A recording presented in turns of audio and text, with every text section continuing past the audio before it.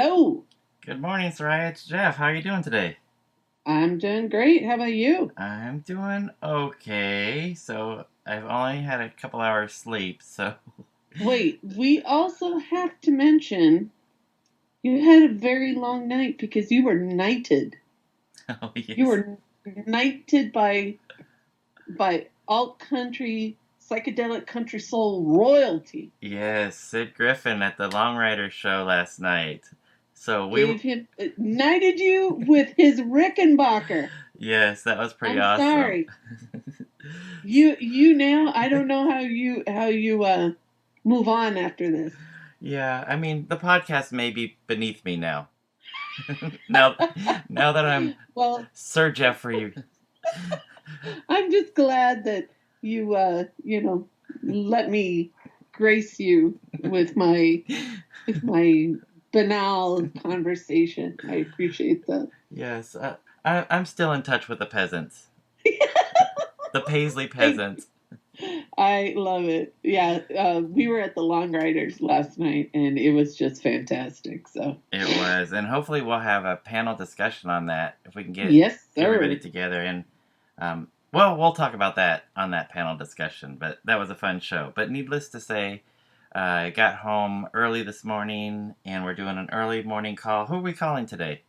Today we are going to be talking to none other than David Nolte. Yes, I am so excited about this. This should This be, is really nice. yeah, this should be really cool. So let's get started. I think so. Hi, this is Soraya. And this is Jeff. Our podcast is called Paisley Stage, Raspberry and Rhyme. A podcast where the two of us play music that we like and share anecdotes and background about the tunes. We hope you'll join our conversation. And without further ado, a grooviar. Let's get groovy. All right, let's add him to the call.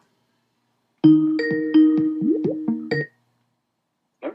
Good morning, David. This is Jeff and Soraya. Oh, cool. Hey, how are you? We're doing great. How are you doing this morning? I'm fine, thanks. Thank you for taking our call so early in the morning. Oh, yeah, I don't mind. I'm happy to do it. Excellent. So we were just talking about that we just had only a few hours sleep because we were in attendance at the Long Rider show at the Roxy last night, and we ran into your better half and one of your children there. Yes. Nice. Yep. Yeah, no, that's great. How was the show? It was excellent. It was my first time Wow. seeing the Long Riders, and it was a great show. They really put on a good show. Yeah. No, that's great. Yeah, you had your Daniel Johnston T-shirt on, I saw. I did, yeah. That was awesome. We've lost so many great people that have really made impacts on our lives, so I had to... I know, and it just keeps happening. It just won't stop. This is the worst year ever. It's awful, yeah. It needs to stop. Yes. Yeah. Well, that's a difficult transition, talking about all the loss of this year. But we really like to ask you a few questions about your work, and we're really excited to speak with you today. So, if you'd let us indulge you with our intro. Oh, yeah. Okay, so today we are honored to have David Nolte joining us as a guest on Paisley Stage, Raspberry and Rhyme. David has played with a number of bands, including, of course, The Last, Wednesday Week, Lucky, Vena Cava, Descendents, as well as he's known for his production work with these bands and, as well, David Gray, the Jigsaw Scene. And if that wasn't enough, he's played with such greats as the Wondermints, McKee, Davies of the Kinks, and really, we're just scratching the surface. So much to talk about, and we're anxious to dig in. Welcome to the show, David. Oh, thanks. I'm happy to be here. I'm a fan of the show. Oh, Thank you. That's awesome. Yeah, I've listened to so many episodes. I can't believe I'm doing one. That's awesome. I can't believe it's taken us this long to be able to get in touch with you. So we're super excited. Well, After my brother took up 3 episodes, I didn't think you'd ever want another Nolte on it again, you know? Well, that first episode, you guys asked him one question, and then he just answered for an hour and a half. Like, you're probably used to that. We weren't as used to that, but we figured we wanted to get the story straight, though. Right, cool. Or at least another side of it. So I guess right, exactly. So probably the first place that we should start is with The Last. And from what we understand, your musical career with The Last started when you were asked to play bass, but that wasn't the first time that you were writing or recording music, right? Didn't it start with Frank Narvetta in a band? Yeah, it was kind of all around the same time. When I was 14, I had gone to elementary school with Frank. We became friends in like the 6th grade. And by the time we were just getting out of elementary school and going into high school, we both started learning to play guitar. And Joe was like our mentor. You know, he had showed me how to play guitar and showed Frank a few things. Frank had an older brother that showed him. And so we had like we started writing songs and playing together and stuff. And then the opportunity to be in The Last came up at the same time that I was playing with Frank, and we were kind of forming the Descendents. So it was all kind of just the same time period. Oh, okay. So the Descendents started out, you guys were calling yourself The Itch, is that right? Oh, yeah. Well, that's, yeah. I think before we settled on the Descendents, The Itch was our working band, but that was just when it was just me and Frank. Okay. By the time Frank had come up with the name of Descendents, we had a drummer and we're starting to practice and stuff. Okay. But yeah, I think that was Joe's name, and I think it has some kind of weird. I forget what the itch actually means. It has some weird connotation that I didn't really know about until much later. Oh, interesting. And I had a question, David, about the early days of The Last. Jeff and I have been really curious about what those early days of playing with The Last were like, playing with your brothers, with Vitas, and about the band dynamic. How was that for you in those early days? It was really cool. I had been like ever since Vitas and Joe were in bands when they were in high school, and I was just a little guy. You know, I'd been hanging around and seeing their performances, and you know, sitting in at rehearsals, just watching them. You know, I was fascinated by the whole process. So I was a regular at their practices right up until the time that I got to join, and you know, I got along with everybody. Still at that point, still really looked up to my brother, you know, a lot, and it was just amazing. You know, it was just great to be, you know, 15 and be able to play clubs, and you know, so it was just all good back then.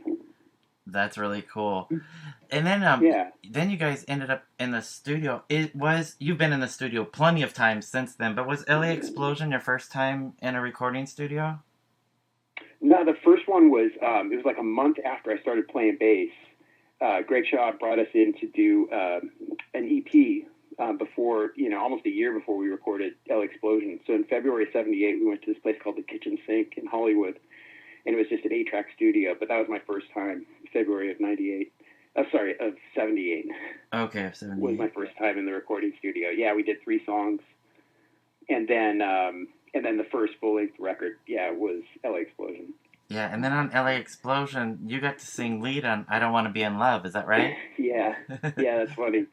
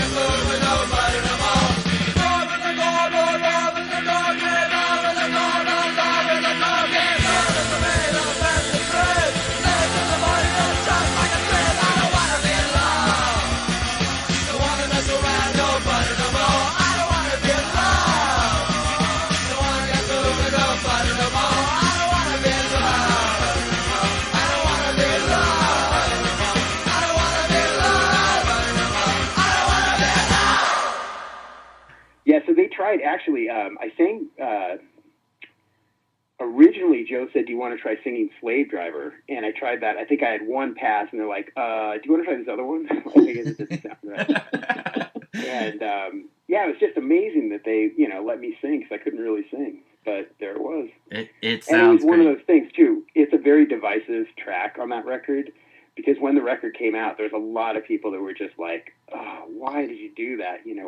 This is the weak part of your record, and you shouldn't play that song live. And yeah. Oh. So, and then there were other people that thought it was cool, so I don't know. Put me in the camp with those that are thinking it's cool.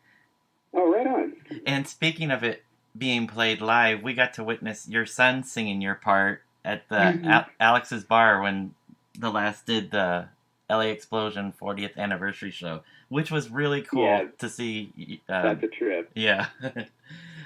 Did you get a chance to see video of that? I did see video, yeah. I should have been there in person, but, originally I wasn't sure if I was going to be in town or not. And then, it's one of those things. It's tough to be, like, watching a band, celebrate a record that you played on, watching somebody else sort of perform it and stuff. So it was easier to watch it from a video. Yeah, But it was great. I was really proud of James. I thought he did a great job. Yeah, he really did.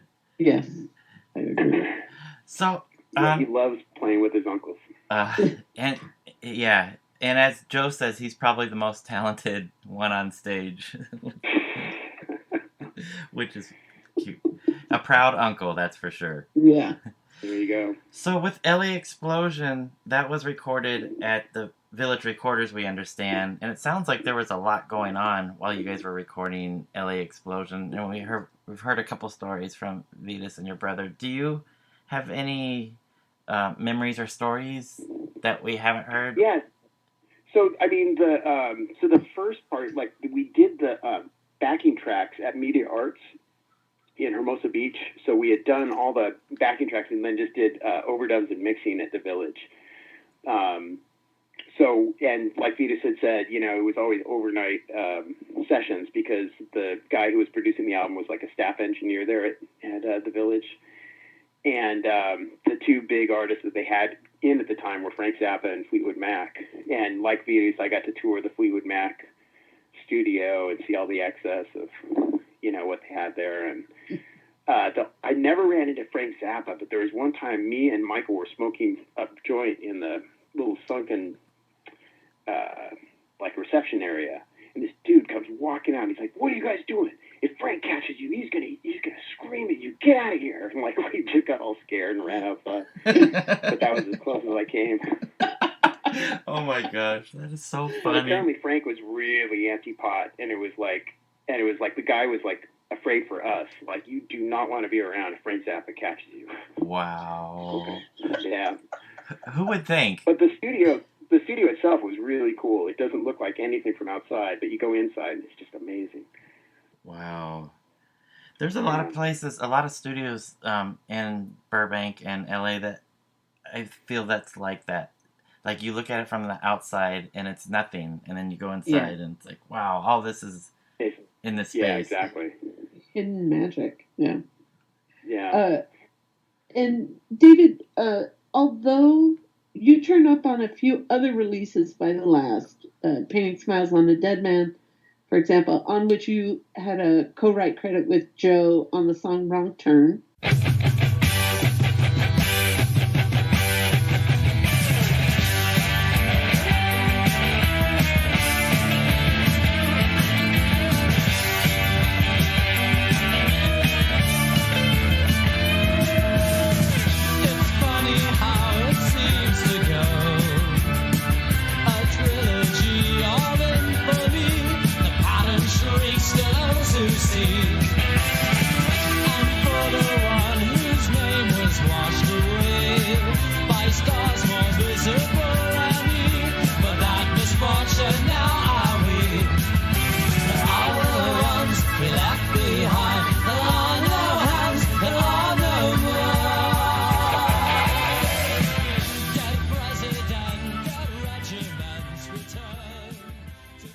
And you're listed as the lead guitarist on the title track from Awakening.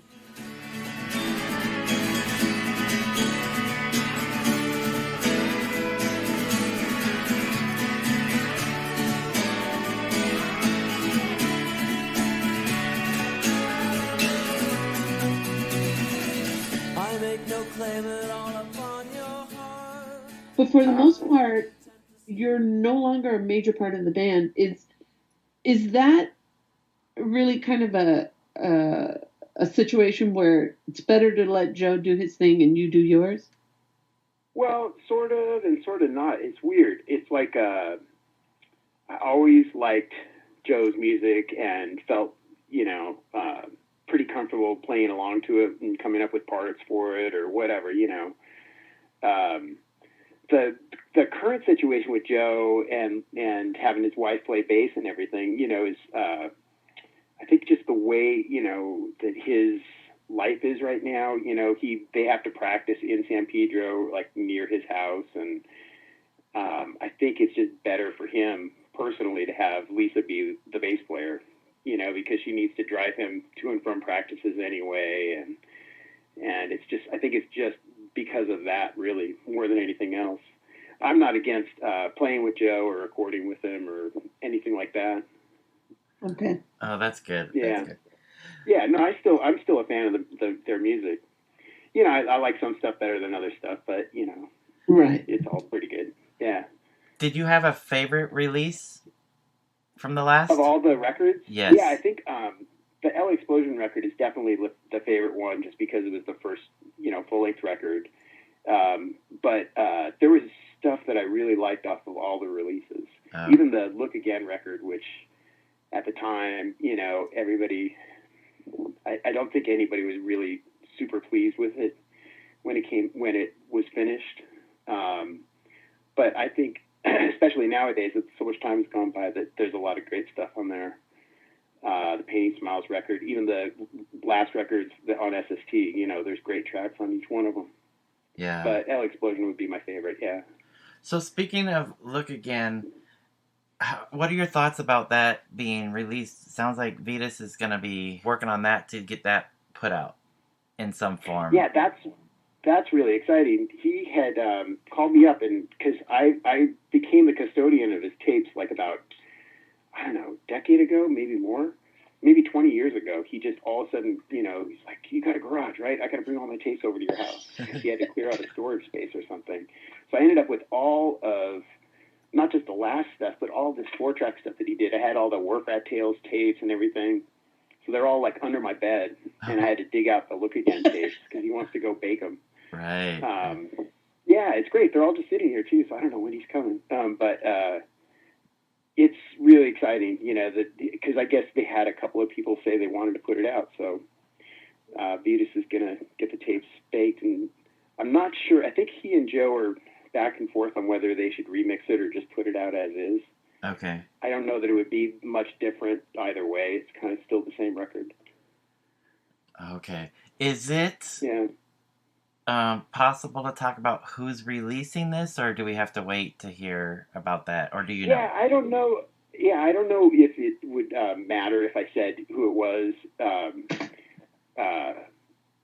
But in case it does, I shouldn't. Okay. Yep. But it might be like a record company in Orange County that puts out cassettes a lot. Okay. Without giving out a name. Okay. All of a sudden, I'm hungry for lunch too. By the way. Right, there you go. I recommend a burger. But let's not talk about the possible label on that. But we'll be looking forward to that announcement and finding out who is planning on putting this out. That's very exciting. Yeah, it would be really cool. It'd be great if they could just do it next year. It could be another 40th anniversary. Then Joe could play at Alex's again. That would be amazing. I would like to hear that with the original lineup, or as much as possible. So I know, me too. Especially the thing about Look Again, because Vetus had like 4 songs on the record, and it would be unfortunate if he didn't get to actually play that record. Right. It'd be good at least if Vetus could just join the current lineup and play along. Yeah, we would, as fans, we would like that too. So. Yes, very much. Yeah. So David, before we move away from the last, is there anything that you wanted to clear up, or any stories that we haven't heard that you would like to share? Otherwise, we'll move on to Wednesday week. Yeah, no, with the last, the funny thing was, I listened to Joe's interviews about the last with you guys, and I gave him trouble. He was over here for like my mom's birthday, and I gave him trouble about saying that I was a Peter Frampton fan. And then he like made a point of going back and telling you guys that he, had to clear the air. I was just meant to tell him, that he got it wrong, not to like announce it to everybody. But there's no real other stories to clear up. I think Vitus's interview was great because he talked about the producer and that guy's role in it. Vitus had a big role in making LA Explosion, and I feel like that kind of gets brushed aside when Joe talks about the making of the record. But, the last was really, back in those days, it was Joe and Vitus, even though Joe was the singer-songwriter of the band. Mm-hmm. Vitus had a lot to do with every decision. It helped a lot with the mixing of the record and putting things together, so as long as Vitus gets credit too, I think everything's good. Nice. So was there tension between those two? There was later on, towards the end of the band, but that, there was just tension in general because, we did the LA Explosion record and, that went as far as it did. And then with the Look Again record, we had a manager who wanted to record the record and then license it to a label rather than try to get signed. And nobody wanted to license it, so then that kind of went by the wayside. And then there was just this period of indecisiveness as to, what direction to go in or whatever. And people in the band were looking for more Vitus songs in the set, and Joe kind of took that as Vitus taking over. And Vitus was the last one to try to push his songs. It was everybody else that was pushing for more Vitus. And I think that was a source of tension between them. But there was never any screaming stuff or like outwardly fighting or anything. But, towards like in the 80s, mid 80s, early 80s, it got a little weird. Okay. One thing that really makes us happy as fans of The Last is the mutual admiration between those two. When you hear them talk about each other, it's wonderful to hear the appreciation that they have for each other to this day. Like, I'm sure you heard that in Vitus's interview. Yeah, just how much I did. It's great. It's really cool. Like all the emails that have been going back and forth about Look Again, I see it coming through there too. It's nice that they've gone so far, in life together. Knowing each other since the early '70s, and see them getting along, and it's great. Yeah, I agree. I love that. That makes me extremely happy to hear that. And the one thing I got to say about Vitus is that he was the only issue I have with his interview was he's so self-deprecating. Yes. He always puts himself oh well, my half-assed ideas or whatever. It's like his songs were great. Agreed. And I think his voice is actually really good, and he was putting that down too. That's the only issue I would have with anything he had to say. Yeah, he's definitely wrong about that, 100%. He is. He's straight up wrong. He has no perspective. Yeah, and it's a fact too. We've witnessed him singing at the show and as well on record, and I'm a huge fan of his voice. So, yeah. I mean, I understand that it's uncomfortable to do. Believe me, I'm not one to jump up there and start singing, but his voice is great. It still sounds great. Yeah, I would think probably as good, if not better, now. Yeah, exactly. I thought it's gotten stronger. Yeah, based on the Danny the Doorknob's videos from the show in August. Okay, great. Yeah, so we're in agreement there. Yep, absolutely. Vitus, you're wrong. Yep. And outvoted too. So 100%. So it's 3-1. Yeah. All right. So let's switch gears and talk about Wednesday week, if we could. Sure. Okay. So I don't know if you knew this, but the Radio Tokyo tapes compilation that Ethan James put out was a huge impact on my development and my musical taste. Yeah. I remember. Yeah. That album means so much to me. It changed everything. And Wednesday week had the song I Hate Lying to Mom on it. And that led me to the band's first EP, Betsy's House, that Vitus produced. We're just talking about Vitus. Yep. How did you get involved with Wednesday week?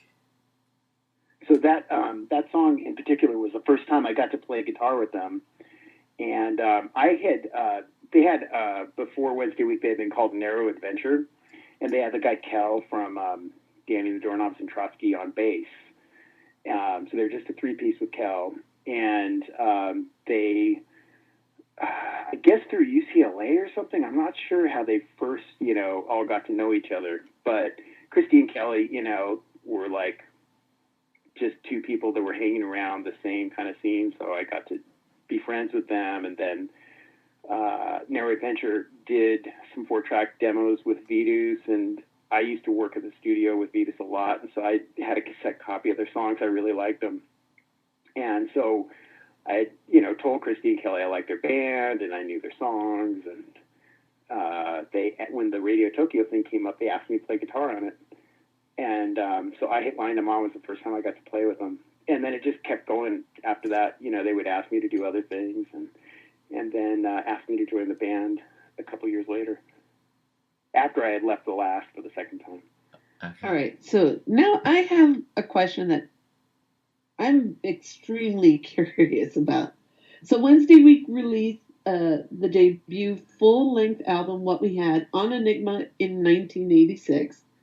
And incredibly, 2 of the songs from that release. I wanted to know about the 2 songs from What We Had that end up in the slasher film, Slumber Party Massacre 2.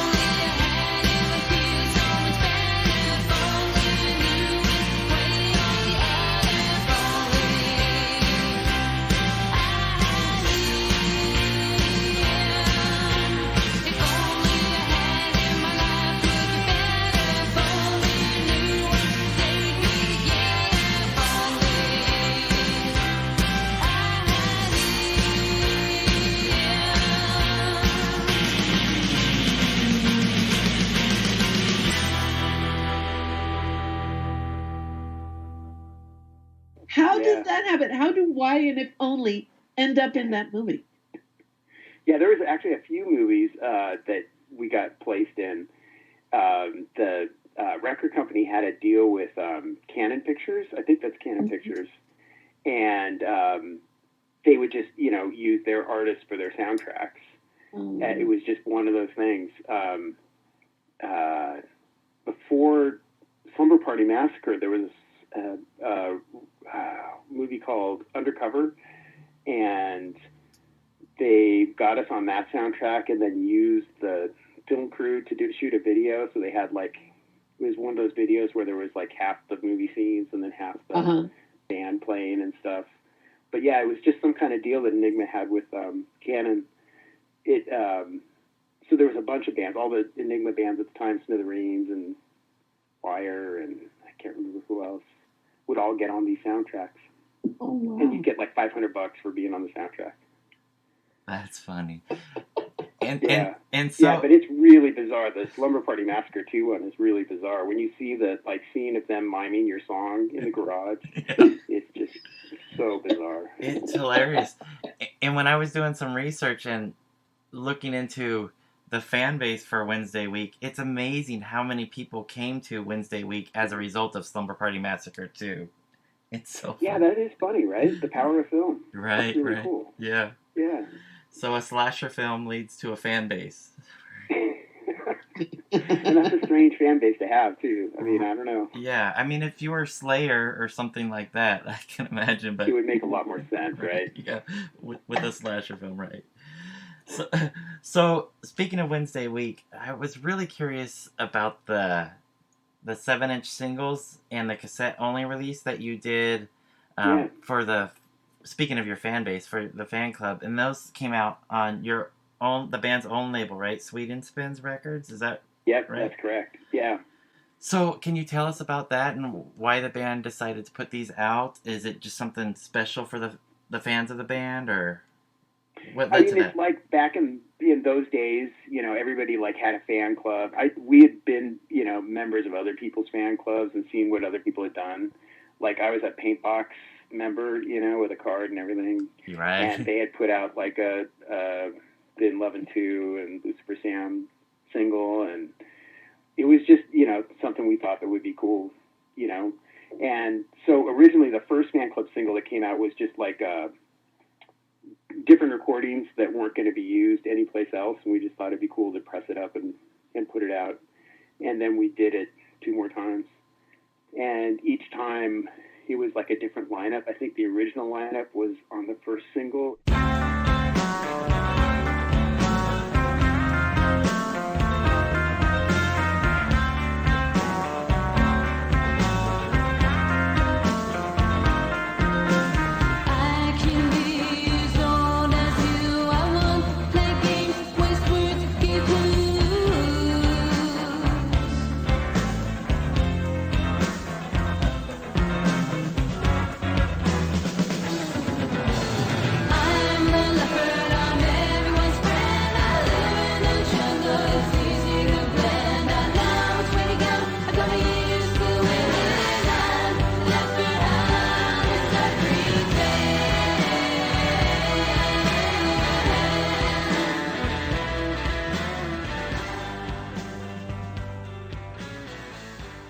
And then the other 2 are with like different drummers and Kelly playing bass.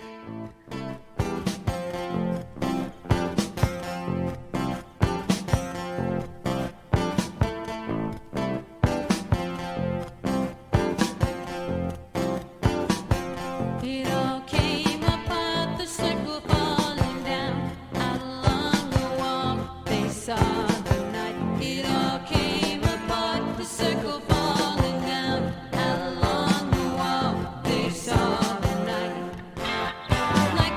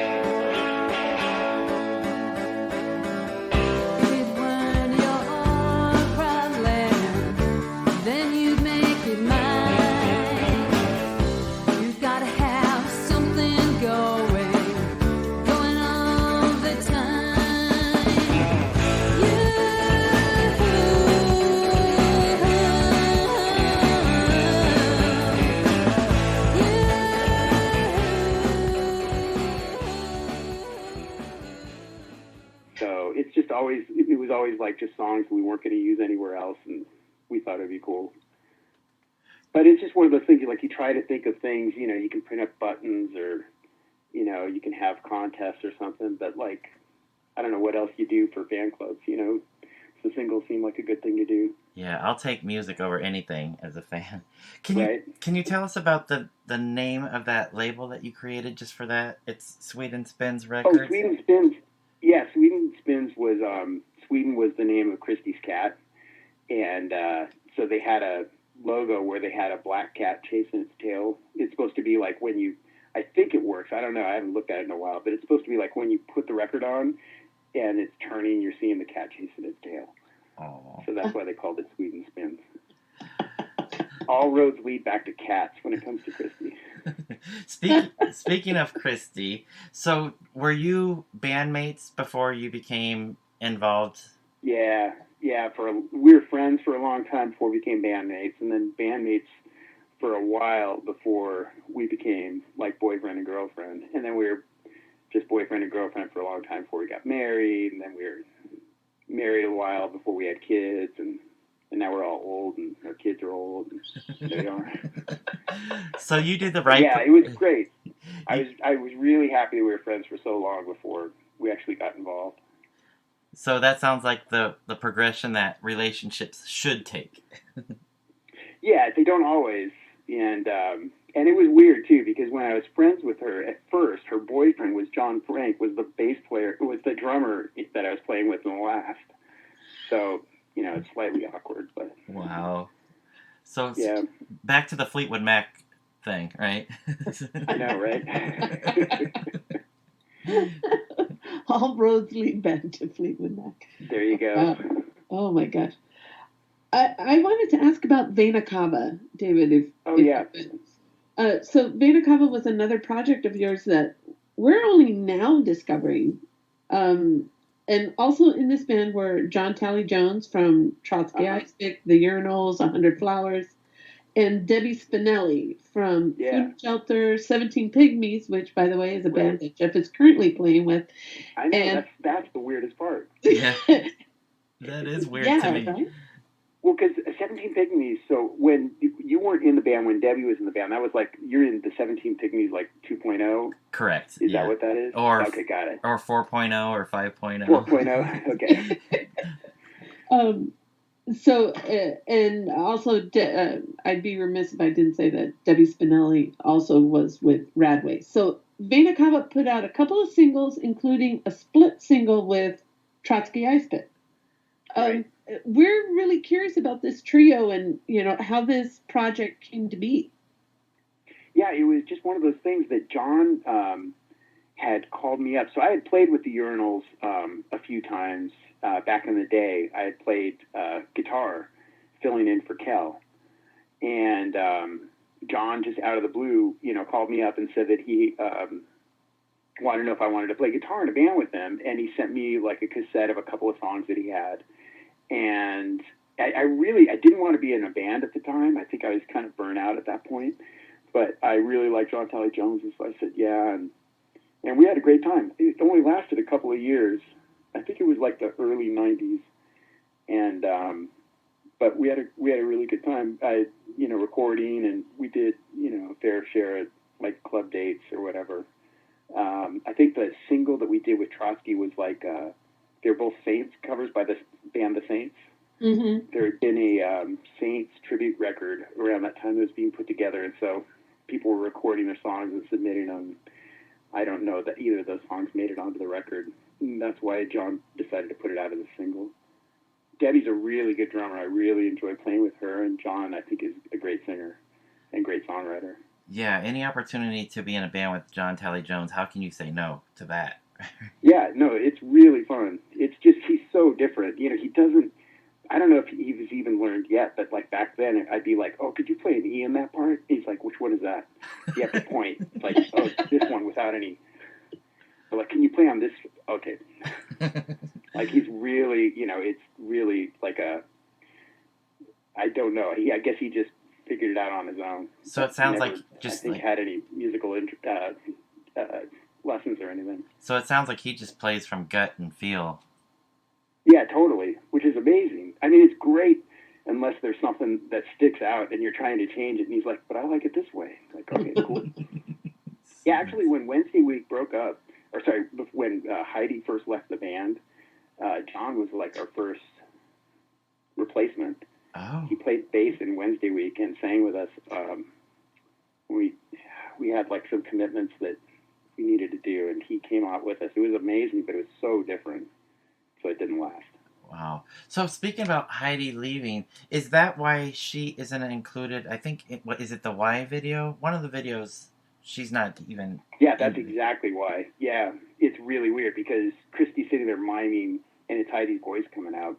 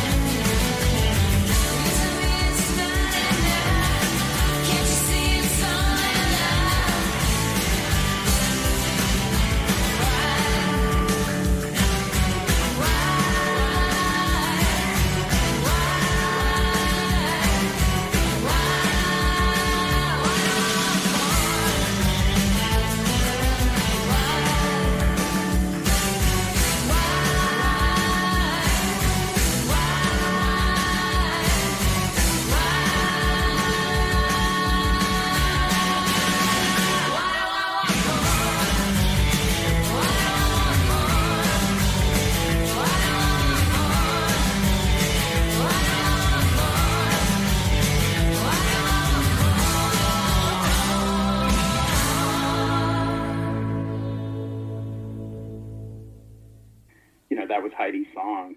And, yeah, she left, like, we did the initial, like, touring for the record, and Heidi just didn't like the experience, and I don't know what else. There was just all this weirdness, and she just wanted to, like, go off and do her own band. I think she wanted to play with her girlfriend, who is Danielle Faye from the Zippers. Okay. And, so she wanted to start a band with her. She wanted to do her own songs, and she had Don Dixon's manager, Harry Simmons, and telling her, you could do really great on your own. The single off the Wednesday Week record is your song. You can totally have your own thing. And so I think she was kind of encouraged to just like get out of the band and start something else.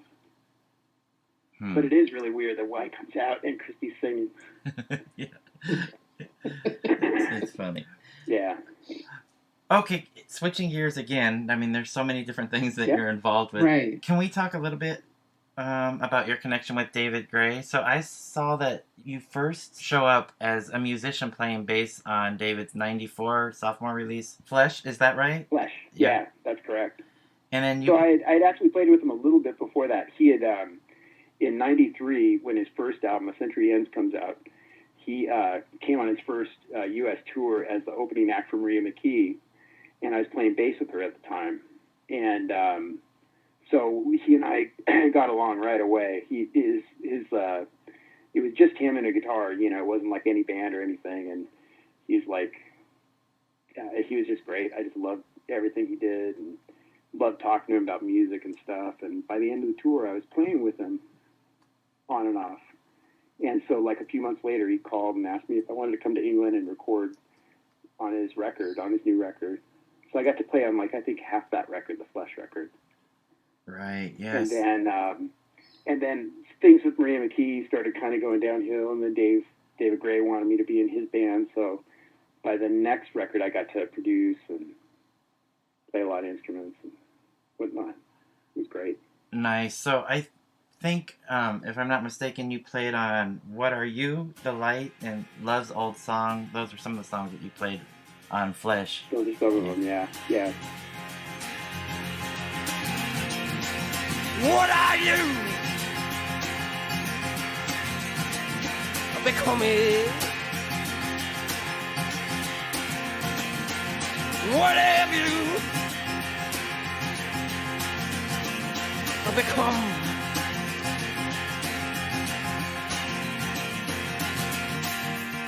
Once you sang your own song, now you're dancing to the same drum. What have you become?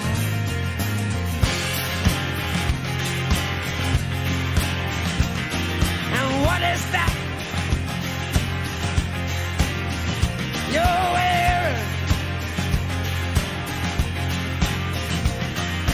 Money's ugly confidence.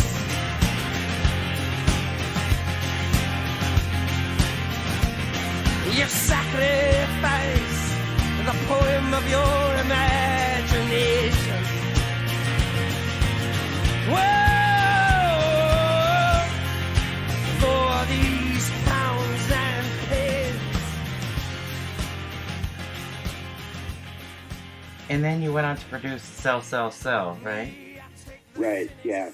How was that experience, producing his work? That was amazing.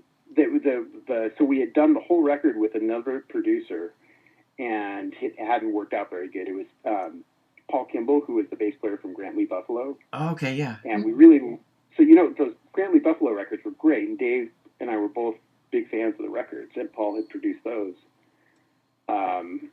But then the experience just wasn't very good, and we didn't really like the versions of the songs. And David Gray's A&R guy had liked my demos for some of these songs better than Paul's finished stuff. So he gave me a budget and let me produce the record. And I got to choose like where I wanted to work and bring an engineer with me. It was amazing. It was like back when there was like real budgets and you can go and stay in a studio for a few weeks. Wow. So I got to go to Air Studios in London, and I met George Martin during the process, and it was just great. I was going to ask about the George Martin connection, because that was one of the things that you probably heard that Joe was so jealous of, that you had a picture with George Martin. And I was wondering where you had that opportunity to do that. So sounds like that was... I knew I was going to go to his studio, and I brought my Hard Day's Night record. Like, I was thinking, like, what's the one thing I really want George to sign? And so, yeah, and I got a picture with him, and my record sitting there in the foreground. That was great. Wow. Wow, that must have been a tough decision. If I had one choice of one record that I could have George sign, what would it be? Right, exactly. Wow. But so, you know, the instrumental, This Boy, it seemed like that was kind of a hit, and that's sort of his doing, so I figured that would be the best one. Oh, yeah, that makes sense. That makes sense. Oh. Okay, so we go from George Martin, and Jeff and I wanted to ask you about your experiences working with other artists like Maria McKee, the Wondermints, the Jigsaw Scene, Dave Davies. I mean, for us, it's hard to limit the questions that we want to ask you because you've worked with so many different people and you have this variety of experience. But we're just curious, what is it like working with all these different types of artists? Because they're all, different genres too, different types of music. Exactly. And the funny thing, the funniest part, like with David Gray, he's a perfect example. Like, if you think of his music, if you know his music, it's like Babylon. To open up my heart to all that jealousy, that bitterness, that ridicule. And if you want it, come and get it, crying out loud.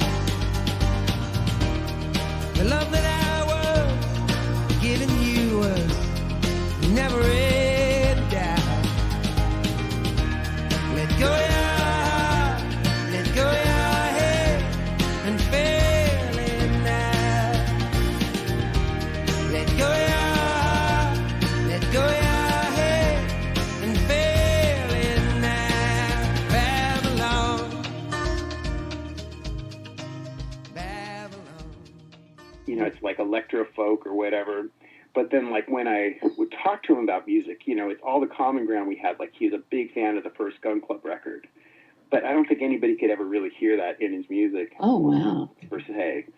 And Maria McKee's another one where she, when I first went to audition for her, it went really well, and I stayed late after other people left. And Marvin Etzioni came into the studio, and she sat there on guitar and played, I think, all of the Ziggy Stardust album, just to see how much I knew it. But that was like her big infatuation at the time was early Bowie. And it's like you'd never guess that by listening to her records. No way. Maybe the record I made with her, which is a bit more like that. But so it's like, and Davies is another one. I remember when I first was touring with him in the late 90s, he was really into the OK Computer record by Radiohead, and played it a lot. So it's like, they might seem like really different musically, but there's a lot of common ground with all those artists in terms of the stuff they like to listen to. Wow. Oh my gosh, you just blew my mind with that. It sounds, yeah, you're right. You wouldn't know it. Not really, not with some of them, yeah. But I'm fortunate enough that I was familiar with the music, these people were doing and could relate and, just had similar record collections, I guess. And that's how it all worked out. So can I ask a little follow-up? So who interests you right now? Oh, what, bands? Yeah. The weird thing is that I hate to admit to this, but it's like, how there's comfort foods, where you just always go back to the same food, it's like, okay. I feel like that way with my records, where I just, I don't really go exploring and looking for new music as much as I do just like older music that's new to me. So okay. I feel like I can always talk about records that were made between like the mid 60s and the early 70s forever. And that's where all the best music is, I feel like. And yeah, so I don't know. I mean, when I listen to music on my phone or whatever, it's usually old music. So not tell a lot us, of new stuff.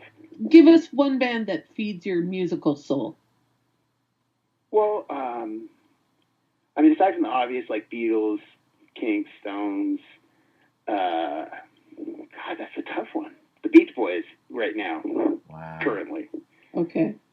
Yeah, that's a big one. But yeah, God, these are really, I should have some cool, like, at least say the Birds or something, right? Well, it's just interesting because, David, your breadth of work is so large. I go, I want to know who he's listening to or who, that comfort food, it struck a chord with me because I go, yeah, we do have those very comfortable places that it fits, right? It sits nice with us. It's funny, too, because you think about, like, like I can still like listen to the Beatles and enjoy them, but you think like I've been listening to them since they put these records out, and that's a lot of years. You know, you think you get tired of like Golden Slumbers or whatever, you know, and it's just there's something about it that just is always going to bring me comfort, and I'm always going to enjoy listening to it. I love It's that. hard to explain. Yeah. No, I get it.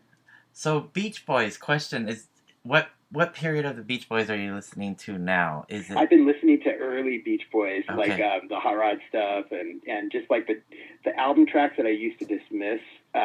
So in playing with Davies, I've gotten to know Dennis Dyken, his drummer, Mm-hmm. the drummer from the Smithereens, and he was a Beach Boy fanatic. And so when we tour together, we spend 90% of our time in the car talking about the Beach Boys, and it got me on this thing where, you know, I was going back and listening to album tracks that I had previously dismissed, and they're just amazing, you know? So that's kind of like discovering, you know, new music from a band that you've loved forever. I like that. I like that idea because the music is new to you, right? But it's, Right, you exactly. know, it's been recorded long ago, but it still has that. Well, and it's also, it's cool when you have something that like, because one of the things about the whole punk rock scene, and when I was first starting and I was sort of a teenager, I was very like dismissive of things. You know, like Fleetwood Mac is a perfect example. Like, you know, Rumors is part of the thing we were rebelling against. So like, it must be a piece of shit record or something.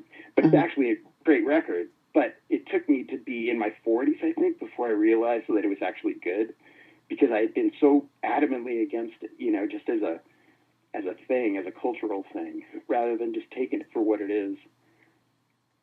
And so I feel like that's the same way with the Beach Boys. Like, I would listen to the hits and skip over these other tracks, and now I can go back and just listen to it for what it is instead of, you know, whatever my weird problems were with it in the first place. Do you think that has more to do with where you're at now than anything? Probably, yeah, I guess so. I just thought it was age, that you just, you know, become more open as you get older. Yeah, I think there's something to be said for that, for sure. So how did the Dave Davies connection happen? Did you try out? Did you go to an audition for that? No, because what I did is I was his guitar tech at first. So he had I think it's about a year after the last Kinks show, he was going to start going out as a solo artist. And originally he was supposed to be backed by the Smithereens. They'd even had posters and things put up, you know, with the Smithereens name on it. And then there was some kind of falling out over money or something. And he had played through the original Wild Honey Orchestra. He had played with Andrew Sandoval and Jim Laspiza and a few other people. And so he contacted them to see if they wanted to back him up. And Andrew Sandoval involved me as a guitar tech because Dave Jenkins was playing bass. They didn't have the need for another player. So it started with me being his guitar tech. And then around that time, he needed to do some recording. So he knew I had a setup, and he came over and we started recording together. And I played bass on those recordings. And then the next time out, he had me play guitar and keyboards on a few songs, but I was still a roadie. Mm-hmm. And it just sort of evolved from there. Okay. You weaseled your way in, I want to say. I mean, I kind of did, yeah. I didn't mean to make anybody else go by the wayside, but unfortunately, Andrew Sandoval, the very guy that got me into the whole thing, went by the wayside, and I kind of took over for him. Like, Dave didn't want him playing on every song. Andrew didn't want to step back from the position he had originally had, and so I was the compromise. You had the talent, and you were available. Yeah, exactly.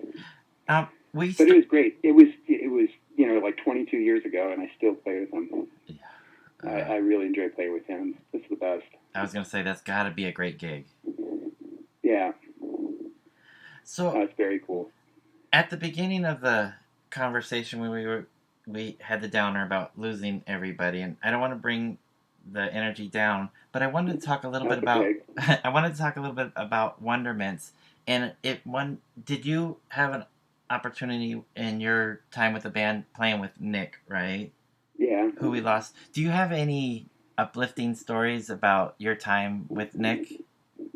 Oh yeah, I mean a million. There's not one bad story with Nick. You know, Nick was the guy. It wasn't Darian. It was Nick who called me up to originally ask if I'd be interested in playing with them, and he's just the funniest guy. You know, he's always like quoting Star Trek or Charles Manson, and just all these weird non sequiturs all the time.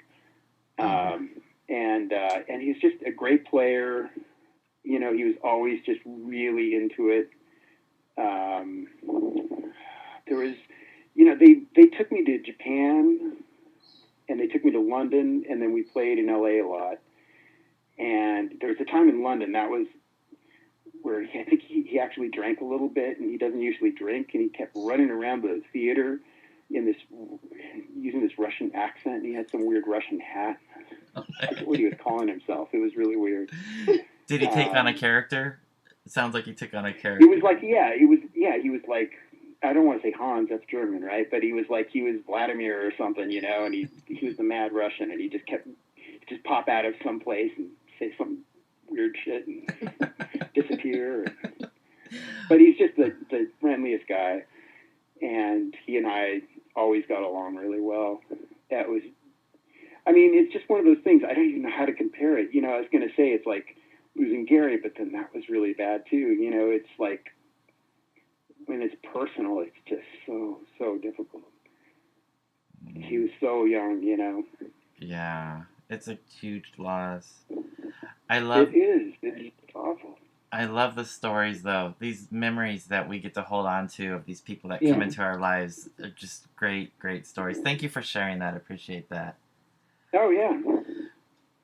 So yeah, I should have thought of something better. I don't know. No. I'm sure there's something better out there. But no, anyway. I love that story in the theater. Yeah, it's a great image. I can totally picture that in my head happening. Yeah. So you were very lucky to be able to spend some time with them. But speaking about I am. You know, it's funny. I didn't spend a lot of time with him at the end. You know, I saw him the last time I had seen him and talked to him was at a Wild Honey thing back in 2016 when they did the Beach Boys. Okay. And that was the last time I saw Nick, unfortunately. Oh. So Lucky is a project that you did with Christy and Kelly from Wednesday Week and your family. Right. I feel like a dog waiting for scraps. I feel like a face after a slap. I feel like a door that sticks all the time. I feel so bad, I think about dying. I feel like junk mail thrown in the trash. I feel like a blowout ready to crash. I feel like a forest that's burned to the ground. You say that you care, but you're not around. But if I could find a way to be happy, then everything would be alright. That's just your point of view. I feel like a stain on your favorite shirt. I feel like a shortcut that no longer works. I feel like I'm crazy because you can't see how your change of plans is changing me. But if I could find a way to be happy, then everything will be alright. That's just your point of view.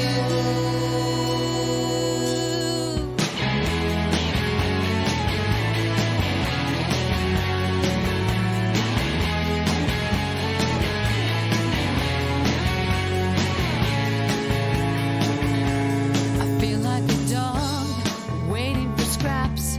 I feel like a face after a slap. I feel like a door that sticks all the time. I feel so bad, I think about dying.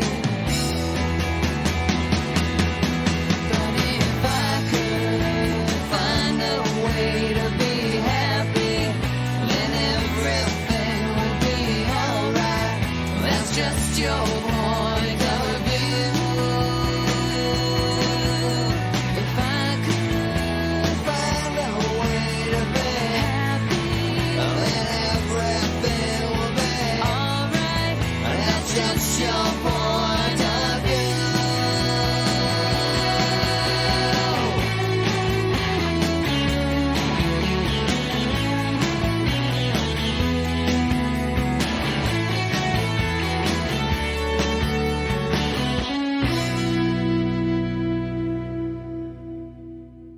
on that album, I think you guys had Earl Mankey work on that record. Yeah, we did. Live a Little. How was that experience? That was great. That's another thing. That's a correction with Joe's stories. So Earl Mankey did a lot of stuff with Wednesday Week. Half the cassette release is Earl Mankey tracks too, and it's just insane because I'm a huge fan of the Runaways and the Quick and early Sparks, and just being able to actually work with the guy, no matter what the results, just being able to like ask him questions, is a big thrill. But he just does not disappoint. He is so involved, with everything. He's super easy to work with. The only drag is just driving out to Thousand Oaks, I mean, otherwise it's just amazing. So how was that experience working with your wife and your sister-in-law on that project, Lucky? It was good and tricky because it was at the same time that I was working with David Gray. I think the David Gray record and the Maria McKee record and the Lucky record all came out right around the same time. Wow. So it was like a busy time. And, both David Gray and Maria McKee were on major labels and Lucky wasn't. And, so I was kind of there when I could be there, but I wasn't always there. Sometimes they had to use a sub. Okay. But I enjoyed making the record. Was amazing. Making the record was so much fun. I loved working with Earl. How was the process for writing the songs? Because you all have co-writes on it, the three of you, other than the cover that you did. How was it writing the material? Well, so Christy and Kelly always wrote together from the early days, and then I would have like musical parts that I would put on cassette and give to Christy, and she would, by that time, would turn them into songs. So that's usually what happened. I think there was one song on there that I was in a band with Lisa Michaels and Hillary Burton. You know those guys? Okay. Called the Moselles, and one of them was a song that I think Lisa had co-written with me from the Moselles, and we put it on the record. Oh, okay. But yeah, it was just like I wouldn't be like writing lyrics. I would just be like contributing musical ideas, and Christy would put something on top of it. Nice. But it was cool. It was just very similar to Wednesday Week. It was just we had Mike Lawrence on bass instead of Heidi, but it was otherwise the same kind of dynamic. Okay. And now that you brought up the Moselles, I'm like, okay, wait, there's still so much more. Oh, there's tons. You know what? I didn't know what to expect for the interview, so I made a list of all the bands I played in just to see if I could remember all of them. And there were some that are just like the Moselles, where I kind of forgotten I had done it. Okay, it was so a lot of fun. Who did we fail to mention? I want to see if our list matches yours. Okay, I'm pulling it up. I think a band called Toxic Shock. The members of which ended up being in a band called Slovenly on SST. Oh, wow. Viewmaster. So this is the band after Heidi left Wednesday Week and stuff. I actually joined their band for a little while, which Chrissy didn't like too much, and we were called Viewmaster. I love that name. I played with Candy Pants. That one you didn't mention. Do you know Candy Pants? It was Lisa Genio's band. I played with them for a while. Oh, wow. I don't know about them. Rufus Wainwright, I played with him for a while. Oh, Ooh. wow. I got to play with Love the last tour before Arthur died. I got to play with them for 3 weeks over in England. Oh, wow. Because the bass player, Dave Chappell, had just had a baby. So I think it was 2005, in the spring of 2005. That was great. And then my latest thing, this is the best, is last Friday I got to play with Micky Dolenz. What? That was huge. I was so excited. And it was really like weird last minute. The bass player that was supposed to do the show had a spider bite that had gotten infected, and they had to cut open his leg to drain out the pus or something. What? Oh my So he couldn't make the gig. So I had 2 days to like learn the set of Micky Dolenz songs. Wow. And then fly out to Texas and play with him. Yeah. Wow. I was so excited. I mean, I have not been that excited since like when I was first playing as a teenager, Wow. Oh. Yeah, it was great. And you just tapped into one of Soraya's top top people. So Yes. in Soraya's house, Yeah. she has a drum head of the Monkees that's signed, right, Soraya? Nice. Yeah. By all of them? No. Just it was a Mickey? just a Mickey signature, but Yeah. oh, man. I know. Just tell me about it. I was just in heaven, you know. I couldn't believe it. And I was trying to be all cool, too, backstage. Like, don't talk to him. Let him talk to you. Don't go up to him. You know, and I'm just like, it's Micky Dolenz, Micky Dolenz. And sure enough, he came over and he shook my hand and talked to me a couple times. It was nice. Wow. But just what a great thing to play all those songs. Like, there's not a bum song in the set. It's like learning, like, I'm a Believer and Pleasant Valley Sunday and all those songs, and I'm playing, like, hearing his voice through my in-ears and stuff. It was just insane. Okay, I gotta know. What was the song you were really happy to play on with him? You know, it was the non-Monkees. So there was two Beatles. We did Birthday. Oh. Because it was somebody's birthday. So we did Birthday by the Beatles, and then we also did Kicks, because apparently the show is usually with Mark Lindsay, and we left Kicks in the set. So playing the non-Monkey stuff with him was kind of my favorite, just because it was a one-off, you know, for me.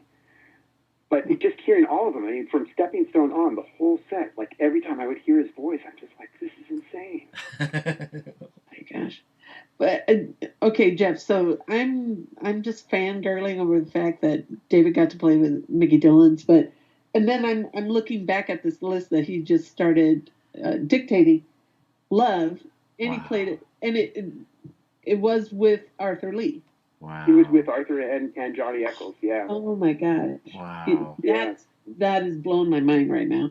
Yeah, that's a really good one, because Arthur was the most, like, different kind of guy. You know, he was very friendly, and he and I got along really well as anybody can, you know, but he was such a different kind of person.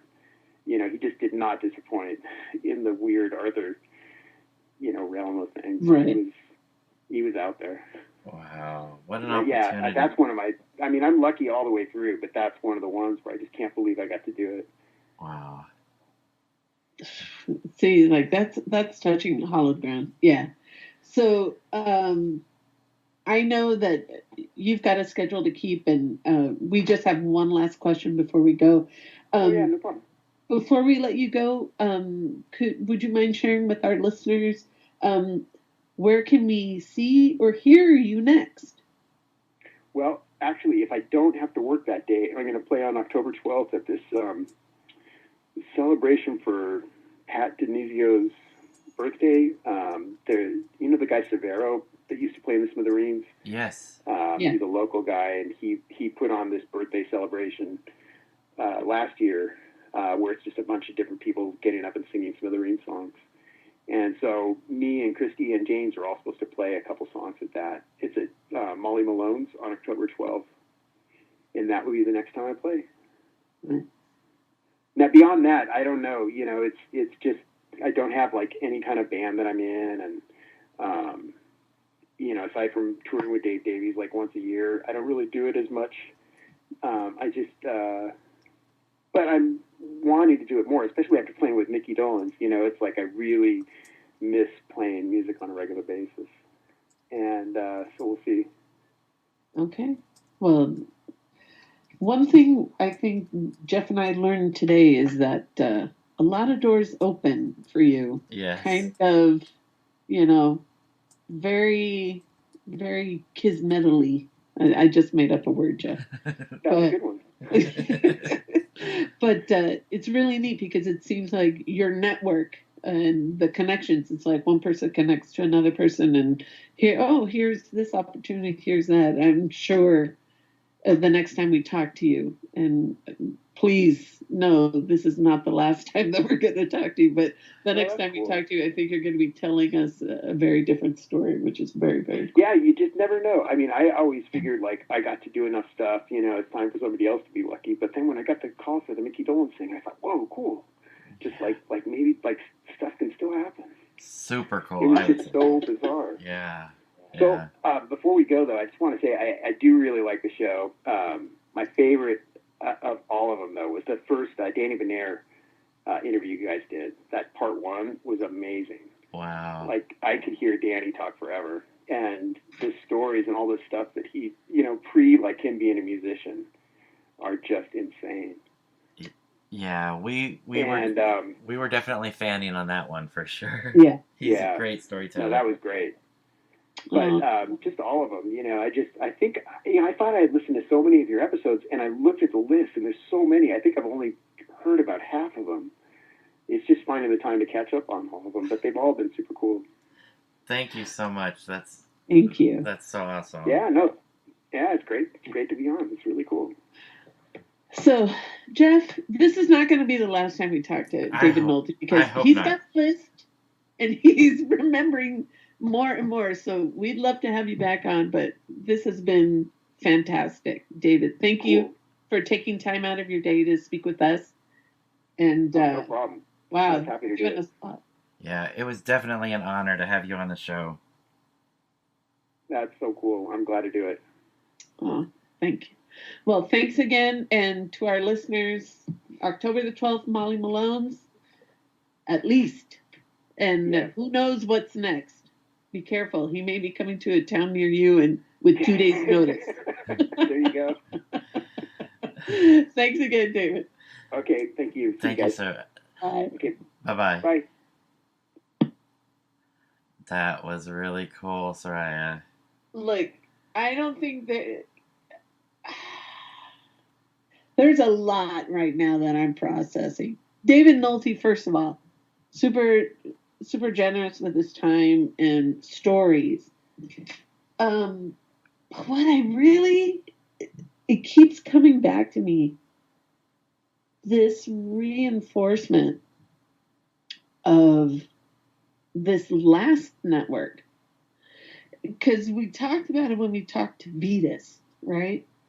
And once we get into Wednesday week, you know, those connecting pieces, it's like, well, one project leads to another. No, this person, and, you know, they're very reinforcing of one another. You know, like, you know, the Vena Cava project, you know, the John Tally Jones, and you just go, okay, so that's Trotsky Ice Pick, you know, but again, that's another link to all these other projects and people. Yes. It's just really cool. Okay, but wait, how many of these bands did you know of? Toxic Shock, Viewmaster, and Candy Pants. I don't think we knew about Candy Pants. No. I love that name, Viewmaster, for a band, but right? I wasn't familiar with them. You can't steal it. Well, Toxic Shock. I didn't know about Toxic Shock. No. I want to know more about them, too. Yeah. And were members left that band and went to form Slovenly? Yeah. On SST? Yeah. I mean... Another SST connection. So here's the thing. Is like, here's a guy that is, you know, comes up in the punk rock scene, gets involved with, you know, so many different artists, classic rock, or, you know, what do you call it, David Gray, electro folk, you know? Yeah. And then Maria McKee is like an alt country. And then, you know, he's fangirling about Micky Dolenz just like me. I mean, this is what I love about David Nolte. He's got this really, really wide breadth of musical knowledge, experience, and taste. And I loved what he said about seeking out things that are like just comfort food, comfort music. Yes. Isn't that wild? I love that. Yeah. I love how he worded that. For me, that's probably the Paisley Underground bands, but the same thing applies. And still, some of these bands that we've learned about, or these connections, stuff that was released in the late 70s and early 80s that are connected, are still coming up that I had no idea about. That's new for me, and it's great to hear stuff that I haven't heard that was recorded during a period that's my comfort. That brings me back to that place where it just makes me happy. So I can totally connect and relate to that. And I love the way that he worded that. So Yeah, it's and now I want to find this, you know, the Moselles. I want to find that now. yes, I just think he's a really good musician, and his body of work speaks for itself. And I don't know. He's just a really cool person. I agree. Really, really cool. I really feel like it was an honor for us to have him on the show. 100%. I absolutely agree with you, and I feel like we honestly have just scratched the surface. Oh yeah. I'd like to ask him so many more questions. Yes. We need but speaking about comfort food, we need to take that guy out to lunch or something and just get stories. you know what? I think we just need to make it happen. And FYI, listeners, we're not going to record it. we want him to speak freely. No, but I think we need to approach him and say, "Hey, can we take you out to lunch?" And we promise we'll leave all recording devices elsewhere, but Yeah. we just want to sit and pick your brain. Right. But That was awesome. he's great. He's great. So Oh my. So I think probably for our listeners and for us, the best way to keep in touch is look at his social media, which is probably our best way to learn about what's coming up as far as what shows he's playing on. So Yeah. all right, Soraya. Oh man. I'm happy right now. I'm happy right too. now. That was a fun talk. It was. But now, you know, Jeff, what I'm curious about? What's that? I want to be invited over to David Nolte's house and look under his bed. If that's where he has all of Vetus's tapes, You're right. I want to go there. I want to see what else is there. Yeah. Because I have a feeling Vetus and David are holding out on us. Yeah. There's stuff that probably there's a reel, but hasn't been played. Mm-hmm. Vetus was very quick to say, "David, you've got a place I can stash these things." Right. Boom. And I know a guy who can transfer these tapes, so. We know a guy. We know a guy. You know, like in the mafia movie. I know somebody. I got a guy. Too cool. All right. Cool. All right. I don't want to end it. I just want to wax poetic about David Nolte for a little while longer, but yes. Gente, arrubiar. Groove on, Paisley people.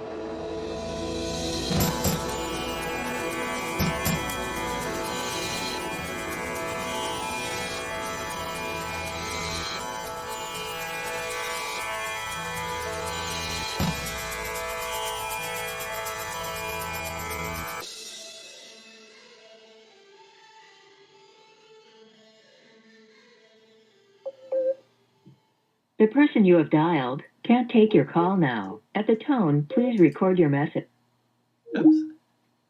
Hello. Sorry, I hung up on you. That's okay. Okay, here we go.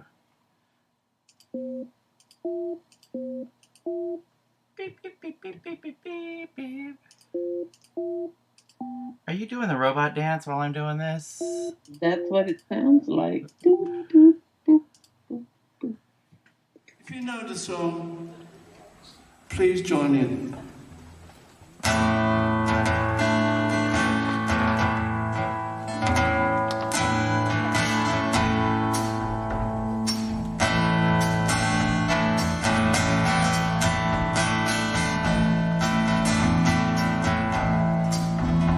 There's too much on my mind. There's too much on my mind. And I can't sleep at night thinking about it. I'm thinking all the time. There's too much on my mind. It seems there's more to life than just to live it.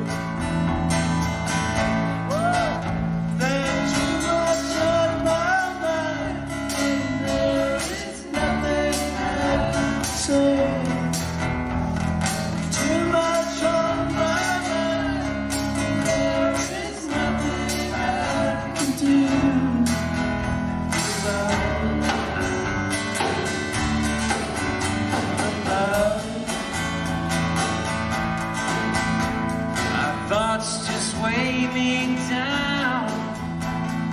drag me to the ground, shake my